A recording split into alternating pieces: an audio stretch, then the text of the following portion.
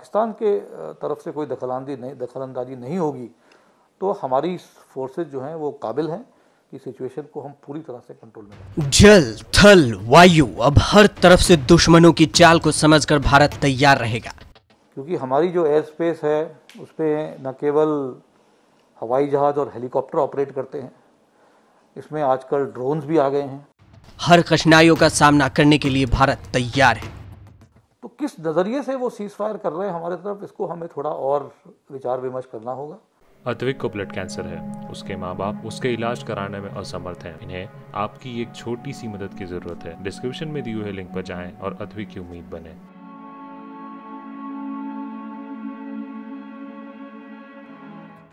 दुश्मन लाख चाहे तो भी भारत पर नजर उठाने की हिमाकत नहीं कर सकेगा। जी हाँ, चीन, अमेरिका जैसे देशों से भी ऊपर भारत की तैयारी है। चीफ ऑफ डिफेंस स्टाफ यानी सीडीएस जनरल रावत ने कहा है कि लंबे अरसे से थिएटर्स कमांड की चर्चा हो रही थी, लेकिन अब 2022 तक देश में भी इन्हें बना लिया जाएगा। तीनों सेनाएं एकजुट होकर एक साथ आगे बढ़ने की तैयारी में जुट गई है।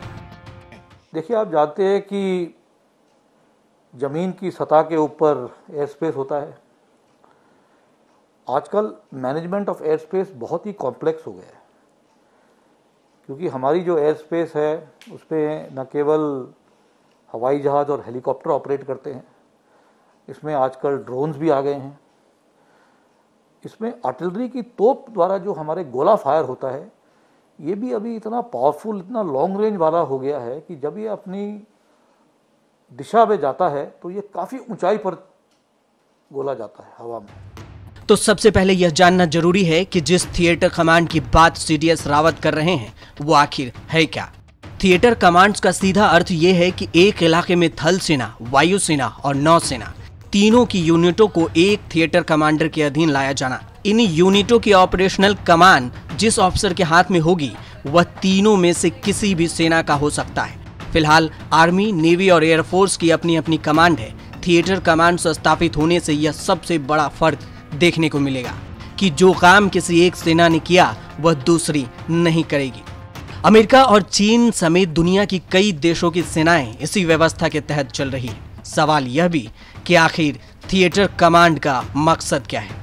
थिएटर कमांड का मकसद सेना के सभी अंगों को बेहतर कोऑर्डिनेशन के साथ काम करने के लिए तैयार करना है। जब से आर्मी में 3 सेनाध्यक्षों के अलावा चीफ ऑफ स्टाफ का पद बना है, तब से ये कवायद जारी है। किसी ऑपरेशन के दौरान सेना के सभी अंग एक साथ लगातार संपर्क में रहते हुए एक दूसरे की गतिविधि से वाकिफ रहे।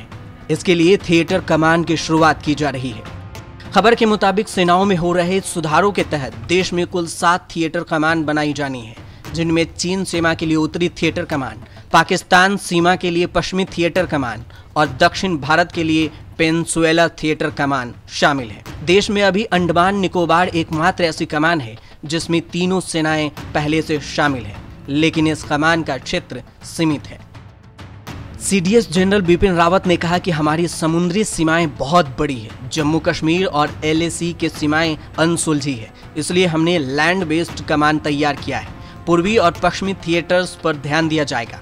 रावत ने पाकिस्तान की ओर से हो रही घुसपैठ और चीन से लगने वाली हर सीमाओं के बारे में भी बताया। उन्होंने कहा, 1 साल में कश्मीर में घुसपैठ में तो कमी आई है, सीमा पार से भेजे जा रहे हैं जिससे भारत में शांति व्यवस्था को भंग किया जाए। भारतीय सेना ने पिछले 1 साल में सरहद पर पाकिस्तानी सेना को काफी नुकसान पहुंचाया है। पाकिस्तान के साथ बातचीत का फैसला राजनीतिक नेतृत्व को करना है।